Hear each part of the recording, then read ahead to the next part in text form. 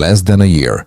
A pledge that sounded routine hardened into steel, asphalt, and daily movement across Burkina Faso.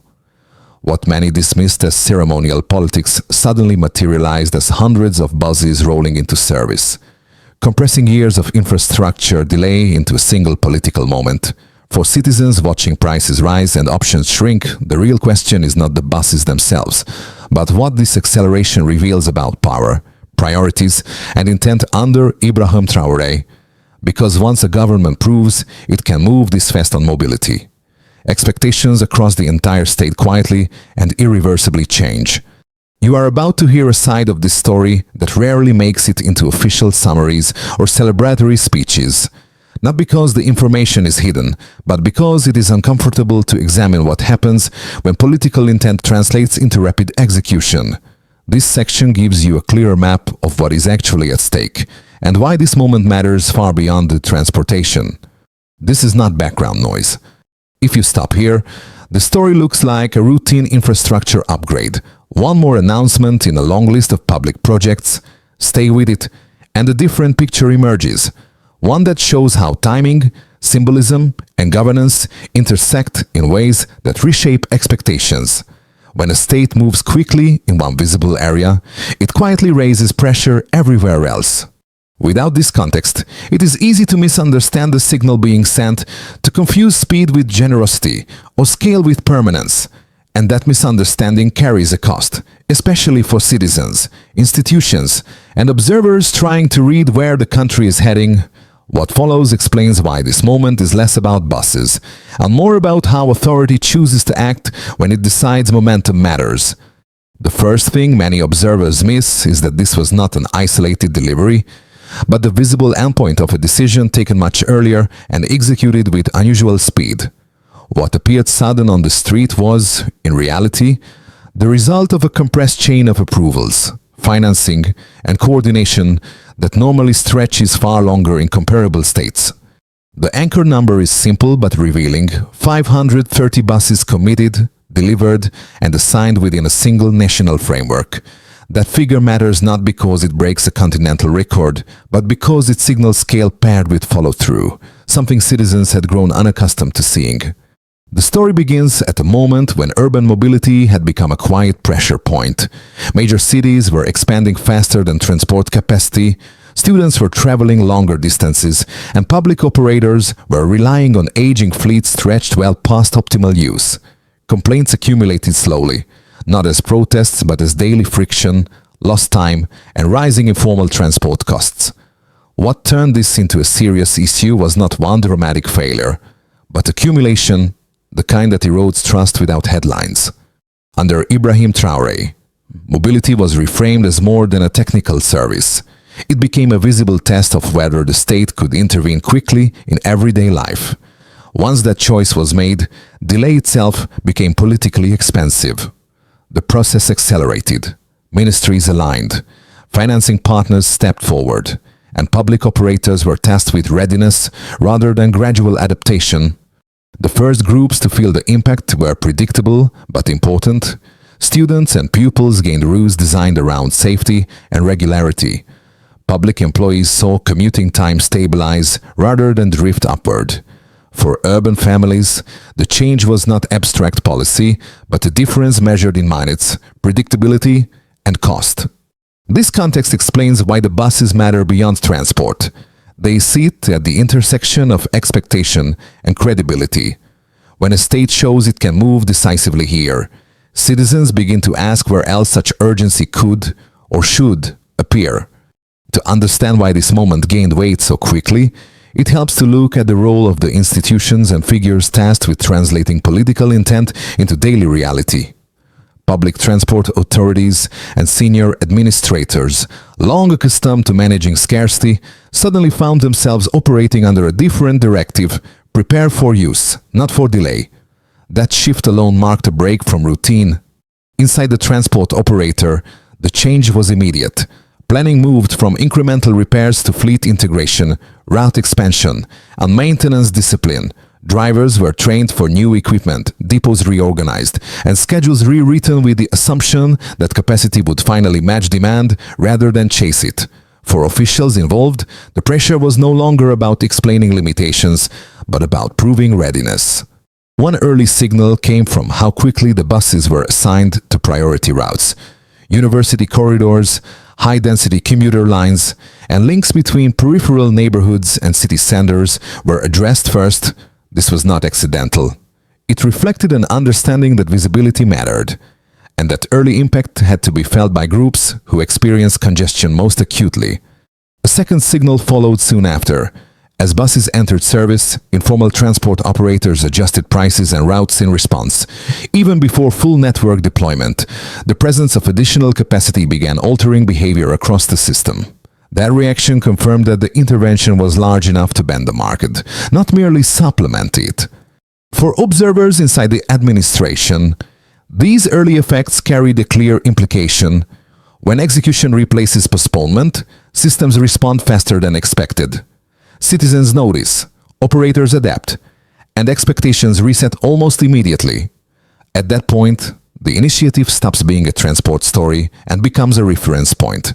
From there on, the question was no longer whether the buses would run, but what this early success would demand next from those who set it in motion. It started quietly, with a commitment that sounded procedural rather than dramatic. A first batch was announced, then prepared, then delivered, establishing proof of intent rather than scale almost immediately. That initial movement triggered a second phase, larger, faster, and harder to dismiss. What had been framed as reinforcement began to look like a system-wide intervention. The first acceleration came with the confirmation that the initial deliveries were not symbolic. Buses entered depots, routes were validated, and operators were instructed to treat deployment as imminent, not tentative. Schedules were shortened, maintenance plans were rewritten, training timelines were compressed. This was the moment when the process slipped out of its usual bureaucratic rhythm and into something closer to operational urgency. Then the second wave arrived. Hundreds more buses were formally handed over, bringing the total commitment to 530 units. The language surrounding the transfer shifted as well. Officials stopped emphasizing intention and began stressing responsibility, discipline, and usage. The message was clear. This was no longer about receiving assets, but about proving the state could preserve and manage them. Under Ibrahim Traoré, delivery became inseparable from accountability. Pressure built quickly. Cities that were not included in the first routing plans began asking when they would be next. University towns sought confirmation of dedicated lines. Regional administrators pushed for inclusion, citing studies and projected demand. What followed was a cascade of assessments, mapping exercises, and prioritization meetings, all happening faster than comparable reviews in the past. As deployment expanded, reactions multiplied. Commuters adjusted routines within weeks. Informal operators recalibrated routes and fares almost immediately. Responding to new competition, public employees reported more predictable arrival times. None of these changes were revolutionary on their own, but together they signaled that the intervention had crossed a threshold. The system was reacting in real time. The aftershocks extended beyond transport. Ministries observed that public response to the buses was sharper and more vocal than to less visible reforms. That visibility mattered. Mobility touched daily life in a way policy documents could not. As a result, the initiative began to function as a benchmark, a concrete example citizens referenced when evaluating other promises. By the time planning reached additional cities and future network extensions, the timeline had effectively inverted. Instead of a slow rollout followed by public adaptation. Adaptation came first, forcing rollout to keep pace. Expectations had moved ahead of infrastructure, not behind it. That reversal carried risk, but it also revealed momentum. What emerged from this sequence was not a single event, but a pattern. Decision, execution, reaction, escalation. Each step fed the next, tightening the cycle. Once in motion, the process proved difficult to slow without signaling retreat. And that is where the timeline truly matters. When a government demonstrates it can compress years into months in one sector, it implicitly promises urgency elsewhere. Whether that promise can be sustained is the question that follows this acceleration. Before the numbers appear, it is important to pause and adjust how this moment is measured. This is not about celebrating large figures for their own sake, but about understanding what those figures change inside a system that has long operated under constraint. Numbers here are not decoration, they are weight. The first anchor is scale. A total of 530 buses were committed and delivered within a single national program. In practical terms, that represents a fleet expansion large enough to reshape capacity rather than merely patch gaps. It means more routes can run simultaneously. Intervals between buses shorten and breakdowns no longer paralyze entire corridors. In everyday language, scale this size shifts public transport from survival mode to service mode. The second anchor is speed. The delivery occurred across a compressed time frame that contrasted sharply with past procurement cycles, where similar projects often stretched across multiple fiscal periods. This will move from promise to partial saturation in months. That acceleration matters because speed alters trust dynamics. When citizens see visible assets arrive quickly, skepticism weakens, even if only temporarily. Under Ibrahim Traoré, speed itself became part of the message. The third anchor is distribution. The buses were not confined to a single showcase city. Deployment plans extended to major urban centers, university hubs, and regional capitals, with studies completed or underway for additional locations. This matters because uneven concentration would have limited impact. Broader distribution increases political exposure, but also multiplies daily beneficiaries, turning a transport upgrade into a national reference point. Beyond raw counts, there is the human metric. Each bus represents dozens of daily trips, multiplied across peak hours, school schedules, and work routines. When scaled across hundreds of vehicles, the result is thousands of commutes stabilized every day. That stability reduces lateness, lowers reliance on informal transport, and softens cost pressures for households already managing inflation and uncertainty. There is also an institutional number that is harder to quantify but impossible to ignore. Maintenance discipline. A fleet of this size forces a shift in behavior. Depots must track usage, enforce cleaning, and schedule repairs systematically. A failure becomes visible quickly. In this sense, the buses act as both service and stress test, revealing whether management structures can keep pace with assets. Finally, there is the comparative baseline. Prior to this intervention, public transport capacity lagged behind urban growth, producing chronic overload.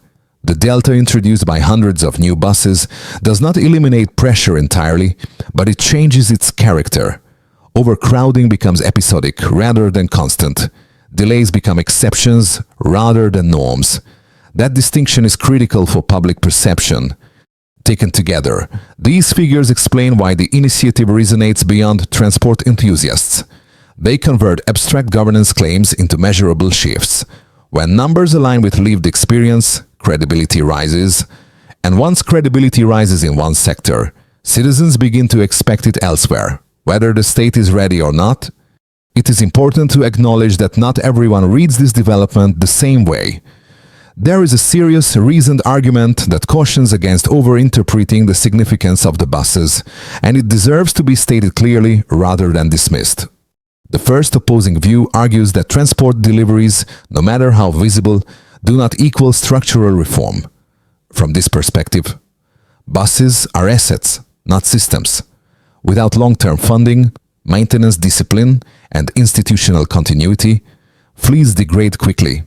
History across the region offers many examples where impressive rollouts faded into dysfunction once political attention shifted. According to this view, speed risks prioritizing optics over sustainability. That argument holds weight. Infrastructure without maintenance planning does fail, and public enthusiasm does not replace operational rigor.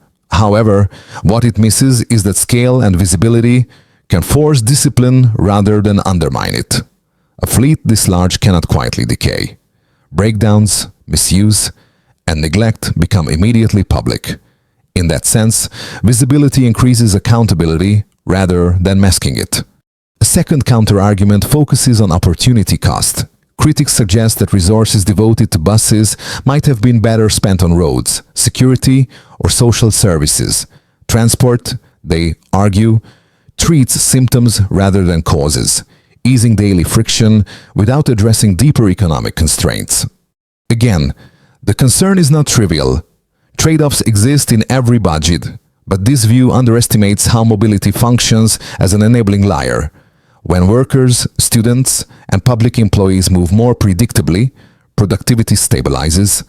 When households spend less on informal transport, pressure on income eases marginally but consistently. Transport does not replace other investments. It amplifies their effectiveness. There is also skepticism rooted in political signaling. Some observers warn that rapid delivery creates expectations that cannot be replicated elsewhere, setting the stage for disappointment. This risk is real. Momentum can become a trap if it outpaces capacity. Yet expectations already exist. They grow regardless of action, shaped by hardship rather than hope. The difference here is that the state chose to confront them in a concrete domain, accepting the risk of scrutiny. When these perspectives are placed side by side, the picture sharpens. The buses are neither a miracle nor a mirage. They are a stress test. They reveal whether institutions can sustain speed without collapsing under it. Understanding that balance is what separates enthusiasm from analysis, and it prepares the ground for what comes next. Everything changes once coordination replaces symbolism. Until this point, the story can still be read as a fast, well-executed delivery of assets. What shifts the entire frame is what happened immediately after the handovers. When deployment planning moved beyond the capital and into secondary and university cities almost in parallel, instead of waiting for full stabilization in one location. Studies and route designs were launched simultaneously across multiple regions. That choice quietly altered the scale of ambition.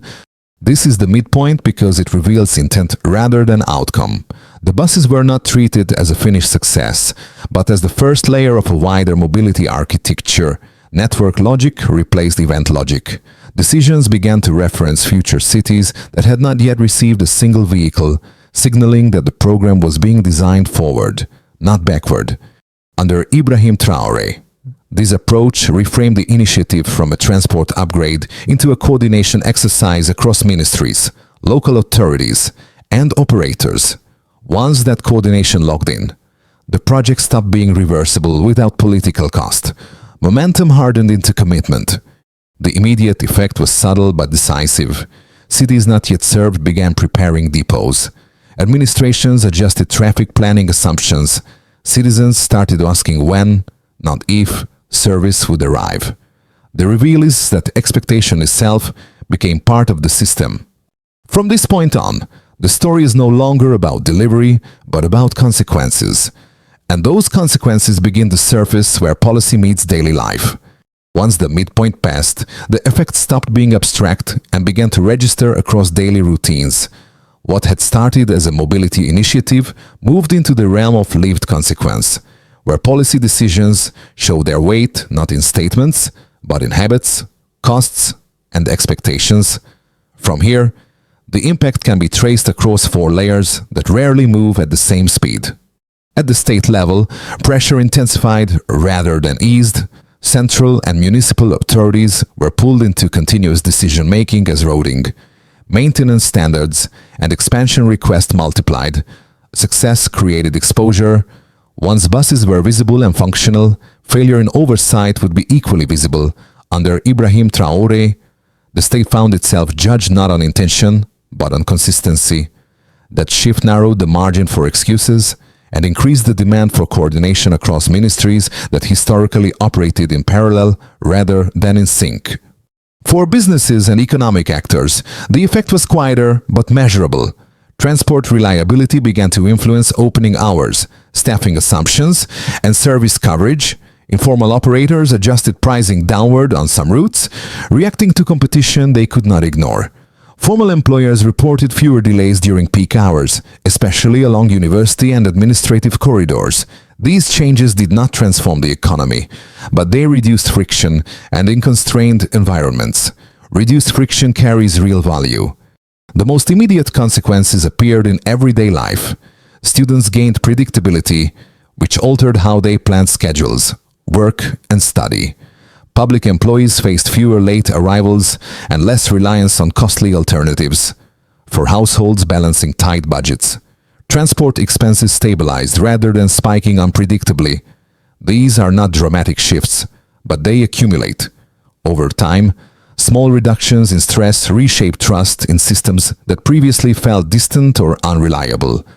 Beyond national borders, the ripple spread outward.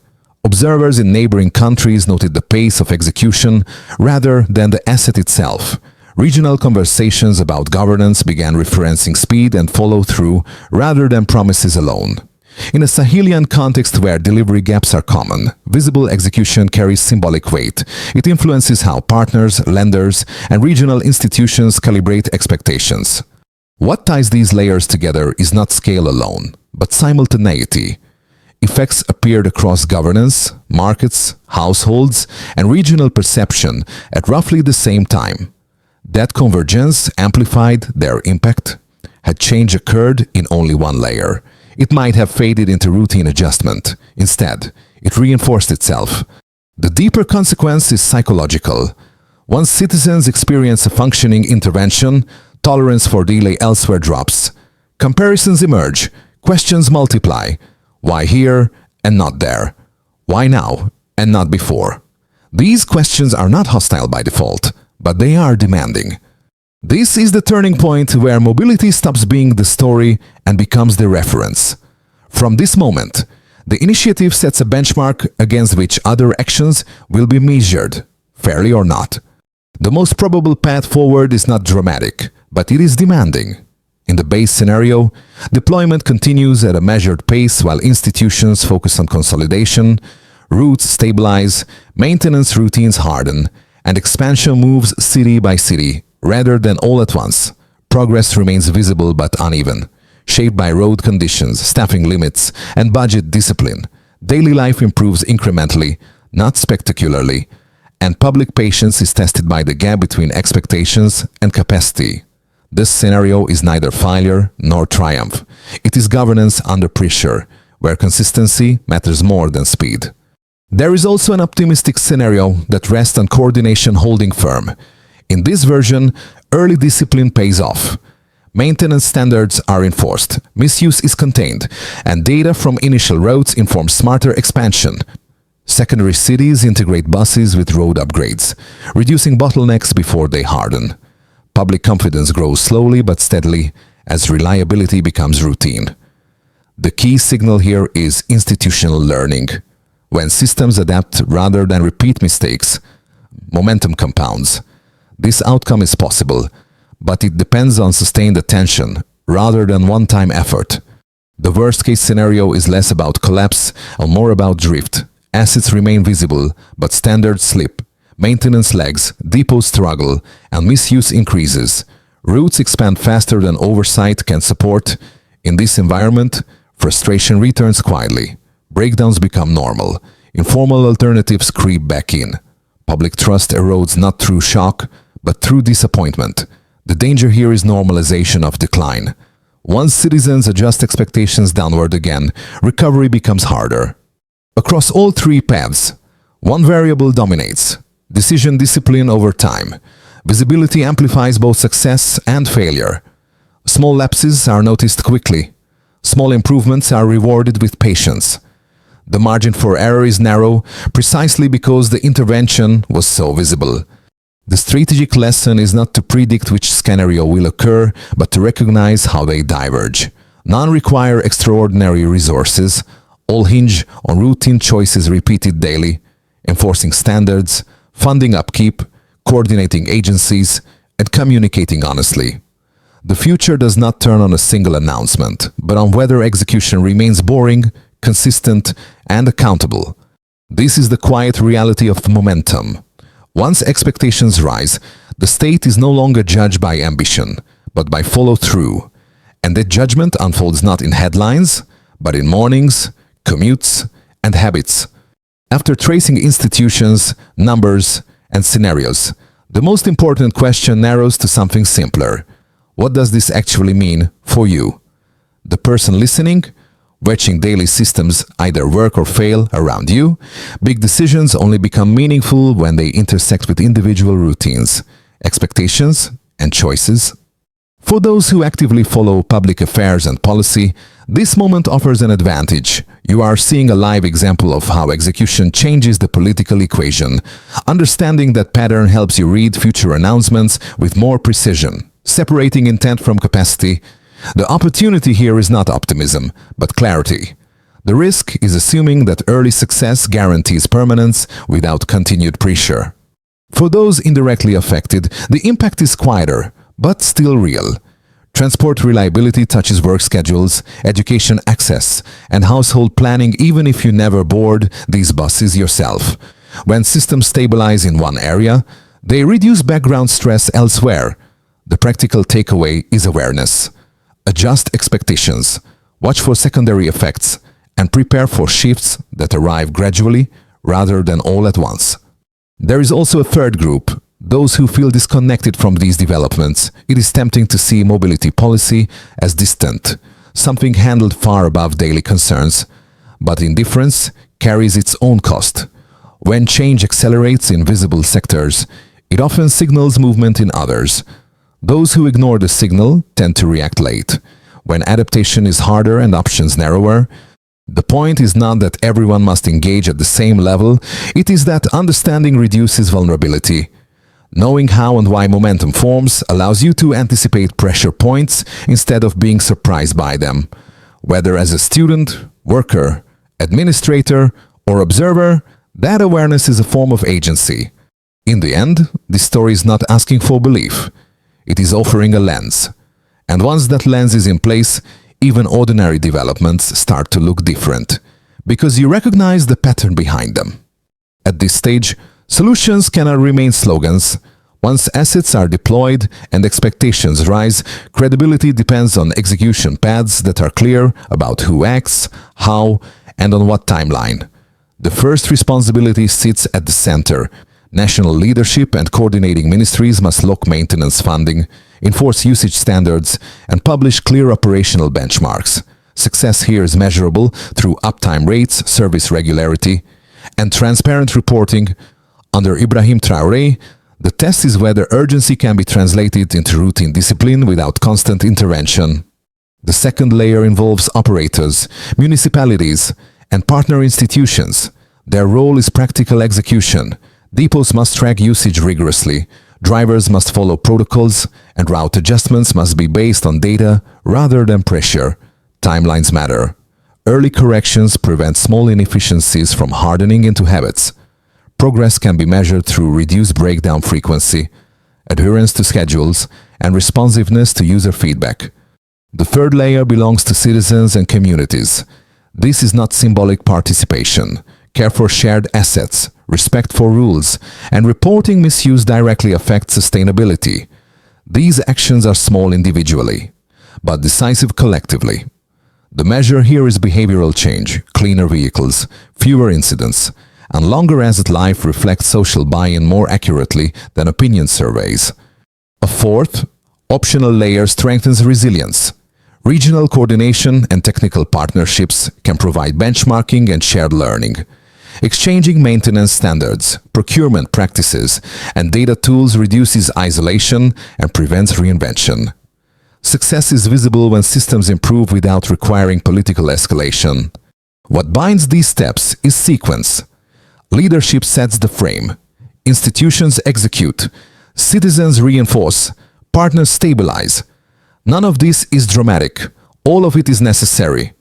The roadmap does not promise speed everywhere, but it does promise clarity. Ultimately, solutions succeed when they become boring. When buses run, rules hold, and maintenance happens without announcements. Momentum becomes durable. That is the difference between an initiative that impresses and a system that lasts. Earlier in this story, attention was drawn to the people and institutions asked to turn intent into movement, to make something ordinary work reliably again. Returning to that point now, the meaning looks different. What first appeared as a technical effort has become a quiet measure of resolve, not just for officials, but for society as a whole. From the first announcements to buses entering daily service, the journey has traced a clear arc. Expectation rose, systems responded, and daily life adjusted. Along the way, the role of leadership remained constant, setting tempo rather than narrating outcomes. Under Ibrahim Traoré, the emphasis was not on celebrating delivery, but on allowing results to speak in routines rather than speeches. What lingers after the details fade is not the number of vehicles or routes, but the feeling of possibility mixed with responsibility. When something long delayed finally works, even partially, it reminds people that stagnation is not inevitable. At the same time, it exposes how fragile progress can be if attention drifts. This is where the story settles, not in certainty, and not in applause, but in awareness. The choices made here echo beyond transport, touching trust, patience, and the belief that systems can improve when effort is sustained. And from this point forward, the direction taken will depend less on promises, and more on whether consistency is treated as a duty rather than an exception. As this story comes to rest, it is worth acknowledging that every listener arrives here with a different perspective. Some hear progress, others hear caution. Most hear a mixture of both, shaped by personal experience and expectation. That diversity of reaction is not a weakness. It is the beginning of a more honest conversation. If this account helped clarify how visible action can reset public expectations, it may be worth carrying that lens into other issues that matter to you. If it raised doubts, those doubts deserve space as well. Systems improve not through agreement alone, but through informed attention and sustained questioning. Stories like these do not belong to institutions alone. They circulate among citizens, students, workers, and observers who decide what deserves scrutiny and what fades into background noise. When understanding spreads, pressure becomes smarter, and dialogue becomes more grounded. If you think others could benefit from seeing how this moment fits into a larger pattern, share the discussion in your own way. If you have a different reading of what matters most here, that perspective adds value rather than conflict. So the question remains open, not as a demand, but as an invitation. What do you believe is the most important lesson to carry forward from this moment?